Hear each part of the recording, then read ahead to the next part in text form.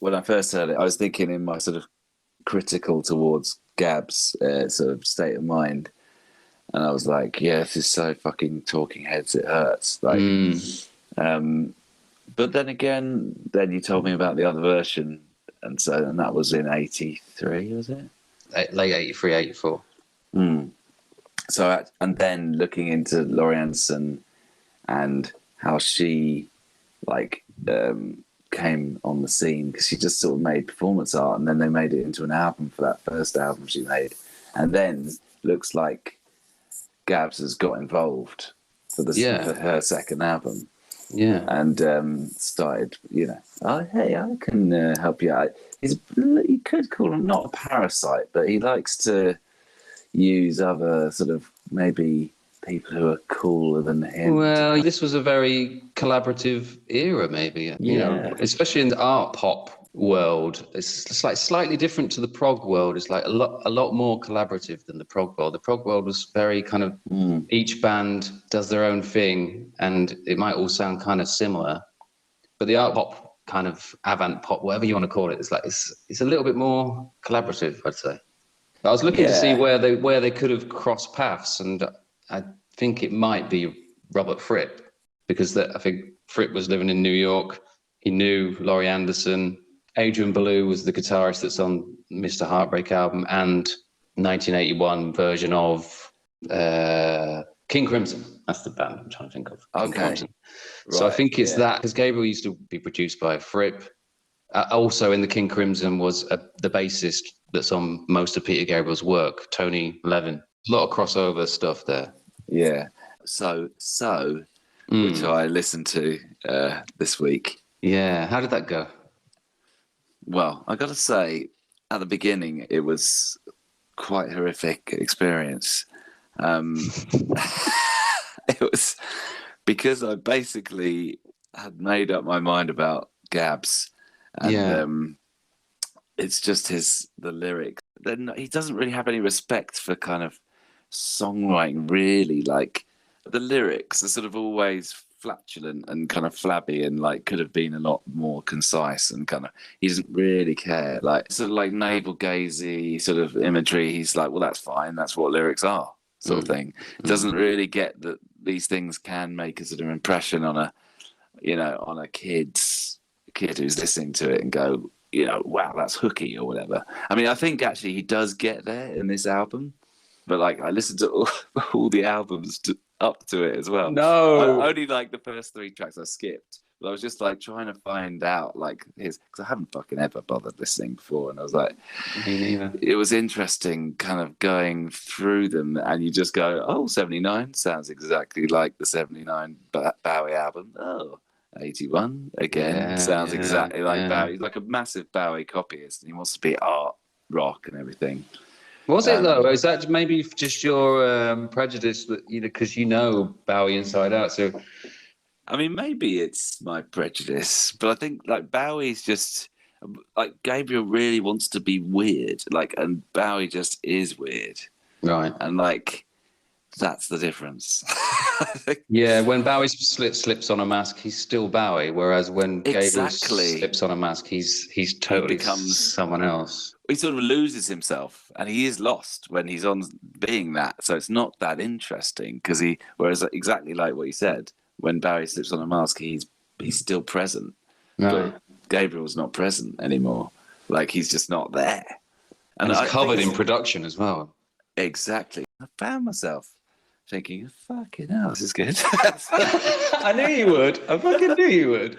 After a while, and it was the production, and not just production, but like the hooks. There's so many hooks in it, and Sledgehammer, of course, that sledgehammered into my consciousness when it first came out, and so I just looked into the making of So, and like Daniel Lanois, who also did like Achtung Baby and Joshua Tree, and he really forced Gabriel to sort of refine things a lot, and like locked him in the studio, smashed up his phone.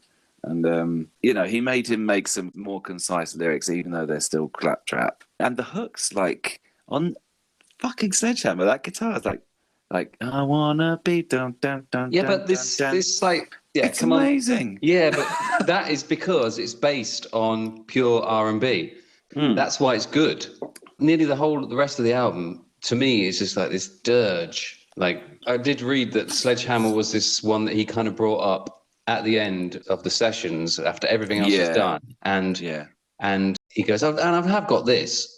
And it feels like he's just released all that angst that's in all the other tracks. And right, now I'm just going to do something fun. And the rest of the band have reacted really well. They're like, fucking hell, at last, there's something that's actually fun to play. And then they go, oh, this is the single, because everything else sounds like shit now. Now we've done this. It sounds amazing. Yeah, totally. Let's talk about the song. The original version is so much nicer than the So version. And it's like, I actually hated it on So. And then when I heard the original, I was like, oh shit, it really made me have to... Actually, I think that might have been the point where I had to re-look at Peter Gabriel when I heard that version. And then I was like, well, that's not just Laurie Anderson, that is Peter Gabriel producing that. And he is pretty, experimental and influential in a production sense. On this song?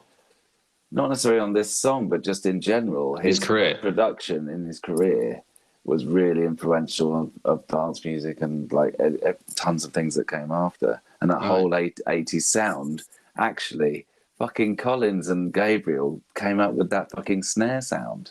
Yeah. Which is on fucking Bruce Hornsby, it's on fucking Michael Jackson, it's on like everything. And this is what I've always tried when I'm producing drums, to put a gate on it. Oh yeah, gated snare, cool. And it never quite sounds like quite what you want. I think it was a mistake, wasn't it? Or a kind of a lucky fluke because it was actually from the room mic, not from like the snare. An overhead, yeah.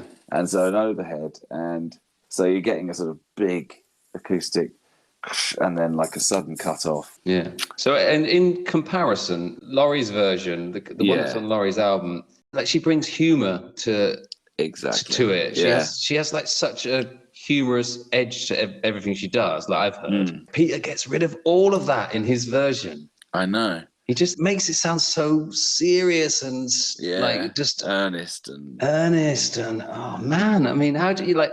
I don't even know how he did it, because how does he do it? Because both versions, it's like they're the same song, but fuck. That's horrible, and that's great. Instantly, she has a little bit of vocoder noise in it, which is her kind of signature. She uses the vocoder a lot. Yeah. And then she has like these kind of comedy pipes that sound like a stuttering train whistle that's like... Boop, boop, boop, boop, boop, boop, boop. Yeah, they're cool. And, yeah, they're cool. And like, that could be a train, that could be a jungle bird. And it's your pipes. The pipes you were talking about, they're back. Yeah. Like, this is before Don't Give Up. And those pipes are there. Right. That little like, is it a riff or a figure or a motif or whatever it is? It's like simple, and it just goes through the whole song, doesn't it? Yeah. And everything kind of sits on that. But her bass line is like sometimes missing, sometimes it's there, sometimes it's not. It's like kind of in and out. And there's no synth pad behind everything. It's kind of empty in that way, even though there's lots of little effects and stuff. It's like there's no kind of background atmosphere to kind of keep it all together like Peter's. She's quite happy for it to be this playful little... she's experimental, experimental artist, experimental musician, just exploring aesthetics. Yeah, and I think her aim is universal. It's like you could play this to kids and they'd love it. It doesn't have a furrowed brow. But as soon as you get to fucking So, it's got the most furrowed brow you can fucking imagine. Like, a bit of verb just to make the furrow deeply go further. It's a wrinkle in the forehead. It really is. It's like a hard wrinkle that can't be removed. Like, that gaps. Yeah, Laurie Anderson, her fucking first single, Oh Superman, number 2. In the British charts, number 2.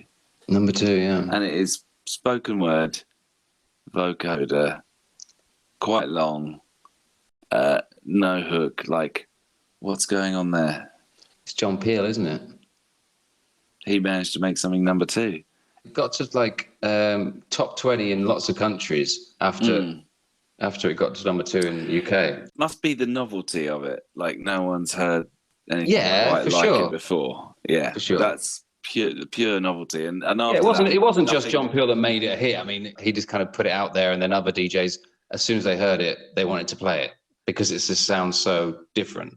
Yeah, but I can't think of any other like, you know, top 10 single that is in any way as kind of weird as and sort of just ambient, and it's really fun. It is really fun. That was from a National Endowment grant. This little tiny record that just released audio works by visual artists. They applied for some funding, got $500, and the label owner, this guy called Bob George, he gave it to Laurie and said, look, make Oh Superman, I want that to be on my record label, because he was Laurie's co-director of her stage show. So he gave her the money to make it. They made like 1,000 copies or something, individually wrapped, mail ordered to people that would normally get audio recordings of avant-garde artists. Yeah. So this guy, Bob George, had also edited and released a book called Volume, which is an international discography of the new wave. And it was like a directory of records, labels, fanzines, all this stuff. And this was a must-have for cutting-edge radio DJs. So John Peel had this book, thought, right, he knows stuff that's going on in New York, got in touch with him, said, can you do a segment for my show? You can play whatever you like for a certain amount of time and talk about what's happening in New York. And so he did the show and put Oh Superman, his own record, his own label's record, onto the show. And then John Peel started playing it. And then the other DJs heard it, or the Radio 1 programmers heard it and thought, right, maybe put this on to other shows as well, because it's great, whatever it is. Don't know what it is, but it's great. The UK distributors got in touch with this tiny label and said, can we order, 50,000 copies or something like that? And he was like, and he asked Laurie Anderson, and Laurie Anderson was like, oh, well, some people from Warner Brothers have been to my show and been trying to come to some kind of deal with what I do. So maybe I'll ask them. So she basically asked Warner Brothers, and they gave her an 8-album deal. Fucking hell. 8-album deal on the back of that. For some like performance art stuff, basically. The whole futurism thing was massive. Like everyone was like, the next thing could be it. We don't know where this is going to go. Technology, since, who knows? So let's punt on that. All these synthesizers sound interesting. But you can do that with a voice. That could have been a duet. She has a conversation in it. She's talking on the phone, isn't she? She's like, she plays someone's mum, phoning someone up to see if they're all right. And instead she gets this other voice that's like, I don't know, from another dimension or something. I can't quite remember who this other character is. She talks to you like you're a toddler. That's what I get. Yeah. She also performs like that on the video. She's kind of does wide eyes, big smiles, and it's like very kind of direct and soothing, like the way she kind of talks. I like the video as well. I was just like studying both of their faces, like what is it that one of them has and the other one has not. Laurie Anderson's just cheeky. Everything she does is kind of like her eyes go up to the sky, and she has a little bit of a smile, and and he sort of I don't know. I feel like a it's sloth. I think she's in charge, definitely. I think he probably respects her as a performance artist, and he probably took a back seat and was like, well, what do you want me to do? And I think it comes across as like we're watching like the result of Gabriel's performance art therapy weekend. And like Laurie is guiding him and encouraging him, but without getting in the way or taking over. This is his spotlight. They've done the weekend's work, and this is like Sunday evening show for his wife that's come to watch. And she just kind of sits back and just kind of watches, and she's so warm and encouraging. And the shaved-headed wife is watching on, right? Yeah. Going, what the fuck's going on now? Oh. And what is he dressed in? Like, he's dressed in this kind. She's got her kind of normal gear. That's the way she presented herself at the time, with the spiked hair and the monotone suit. Yeah, and he kind of dressed the same. Yeah, he joins in. He's game. He's like, I'll do it. Yeah, whatever. And like slicks his hair back, and he's got like a tailored head chef jumpsuit. And but his trousers, like, his bum just looks weird in it. Like, well, that's because that position that he's in, he's got his one foot on the chair, and his bum is just kind of like vibing. Oh no, it's still, isn't it? And then he just kind of does these jolts, these kind of spasms, these talking heads kind of spasms. Yeah. But he looks so sort of like in one way sort of uninvolved, but in another way, the eyes are dead. In some sort of like, I just keep doing this. Maybe I'll get over my problems. No, I'm a performance artist. I've got to keep going. I don't know if it was commissioned, but it was conceived for this New Year's show on 1984, New Year's Day. It was like a live satellite link-up. You know, we love live satellite link-ups on this show, don't we? Oh, we love them. I mean, we love them. Yeah, especially if you've got a nice jumper. Got a nice jumper knit. on, a nice knit, yeah. The name of the show was Good Morning, Mr. Orwell. And it was rebuttal to Mr. Orwell's idea of what 1984 was going to be and how, you know, technology was going to be enslaved us by now. Yeah. And this was a kind of satellite link-up kind of... See, Orwell, it was like a celebration of like, we can have all these different artists in all these different places. You know, you've got high art, you've got low art, you've got kind of pop music, and you've got John Cage tickling microphones with feathers and stuff. So that was why it was made. I don't know who got in touch with who made this happen, but they made that video in like 2 days. At the beginning, they're watching a sky kind of like go over their head, and it really reminded me, is there a bit like that in Dune? Sky kind of going fast. I think there is. I think it's probably the superimposition techniques that make it similar. Yes, maybe those early techniques. Those edges are interesting. I'm wondering also about Spy Who Loved Me, the bit where they get out of the big tanker, and then he's in the submarine, and he pops his head out the submarine, and I always thought, that's bad superimposition there. I wonder if that's the same year. Not sure. Have to check the Bond files for that. You got them down by your feet, I'm sure. Yeah, I've got just check my tattoos. Hold on. Yeah, Spy Who Loved Me, 1983. There we go.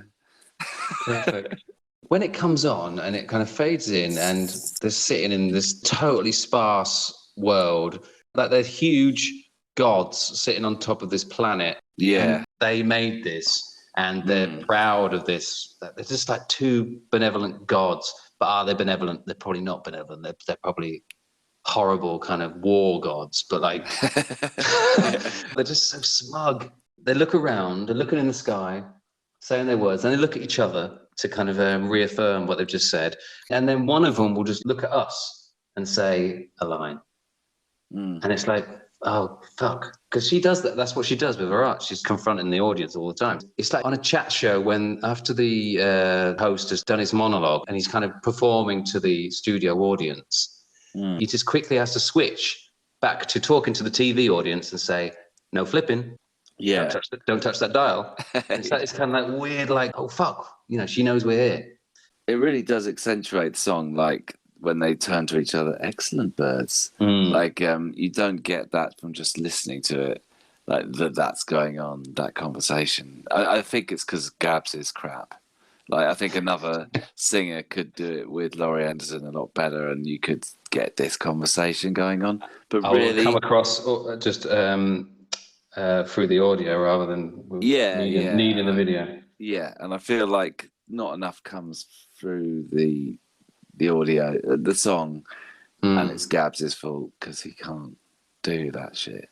Where he really thrives is as a geek, like with Collins making fucking snare sounds that will dominate entire decades, making cool little riffs that all fit together nicely. Playing with his Fairlight. Playing with his Fairlight. Perfecting his pipe sound. Yeah. And I feel like, actually, in a way, you could say that his career has been one big duet. Like... him and the engineer.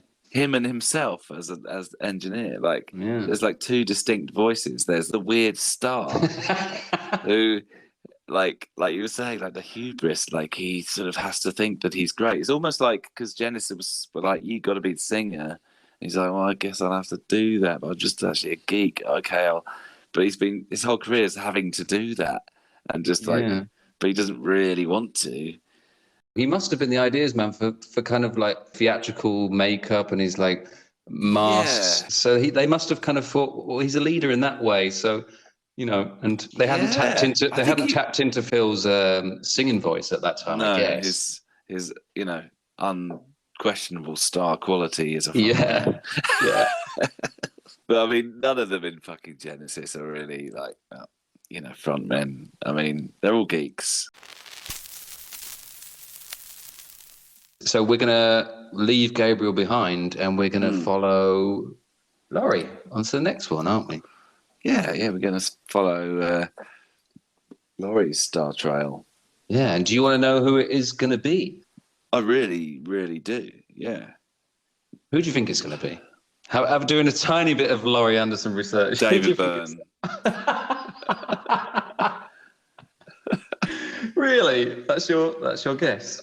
Yeah, I don't know who she's done it with, but I'm just gonna say David Byrne because. Well, no, it's not. It's not David Byrne. Who is it? It's another. Well, David Byrne wasn't from New York. He was just a student there, wasn't he? But this is a real New Yorker. Yeah, Lou Reed. Okay, good, good. Okay, fucking ace. Great. See you for Lou Reed. Yeah, nice, clearing up the Gabs shit that was all over everywhere. I just want to. I'm never gonna listen to Gabs again. God, I feel like I might keep listening to So.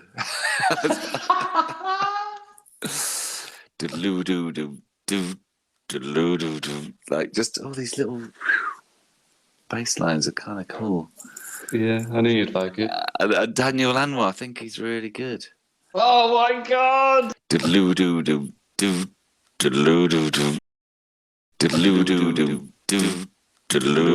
Oh my god!